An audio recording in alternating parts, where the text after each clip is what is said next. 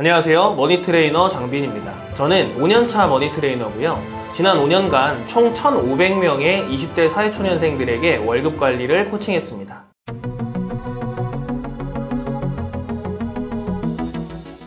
여러분, 과연 20대 사회초년생들에게 올바른 재테크를 하기 위해서 가장 중요한 게 무엇일까요? 바로 현재 재무 상태를 분석하는 겁니다. 그럼 그 재무 상태 분석은 과연 어떻게 해야 하는 걸까요? 재무 설계 이론에선 이 과정을 Financial Fact Finding이라고 소개합니다. 금융 진상조사라고 이야기하죠. 마치 의사가 환자에게 어디가 얼마나 어떻게 아픈지 물어보는 것처럼 나의 현재 재무 상태를 면밀히 그리고 낱낱이 파악을 하셔야 하는데요. 일단 첫 번째로는 거시적인 측면에서 내가 얼마를 버는지 그리고 얼마를 쓰는지, 마지막으로는 얼마나 모으는지를 파악을 하셔야 하고요. 세부적으로 들어가서 미시적인 관점에서 가능한 모든 부분을 쪼개서 파악을 하셔야 합니다. 예를 들어 내가 생활비를 파악한다라고 하면 내가 식비는 얼마를 쓰는지, 교통비, 통신비, 품위유지비, 사치비용은 얼마를 쓰는지, 그리고 부모님에게 용돈은 얼마나 드리는지, 종교가 있다면 헌금이나 11조는 얼마나 내는지,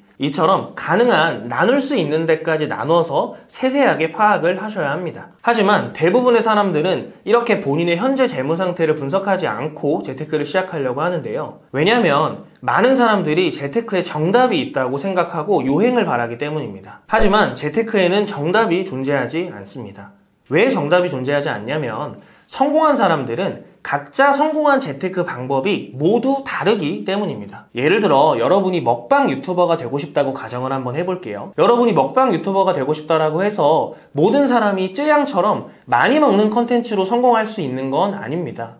어떤 사람은 많이 먹는 걸로 성공할 수 있겠지만 어떤 사람은 맛있게 먹거나 그 이외의 방법으로 먹방이 성공할 수도 있겠죠. 그럼 여러분이 만약 먹방 유튜버가 되고 싶다고 하면 가장 먼저 나는 많이 먹을 수 있는 사람인가? 맛있게 먹을 수 있는 사람인가? 아니면 먹방이라고 하는 컨텐츠에서 그 이외에 다른 매력을 갖고 있는 사람인가를 파악하시는 게 가장 중요합니다. 하지만 대부분의 사람들은 본인에게 전혀 맞지 않는 방법임에도 불구하고 누군가가 그 방법으로 성공했다라고 해서 무조건 그 방법만 따라가려고 하는 경향이 너무나도 강합니다. 이처럼 올바른 재테크를 시작하기 전에도 현재 내 재무 상황을 면밀히 분석하는 게 가장 중요하고요. 만약 이렇게 여러분들이 올바른 재테크를 위해 현재 내 재무 상태를 분석하는 작업이 끝나셨다면 사실상 50% 이상은 성공한 거나 다름이 없습니다. 이 다음 단계로는 나머지 50%를 완성하는 거라고 봐도 무방할 정도로 중요한 부분을 실천하실 차례입니다.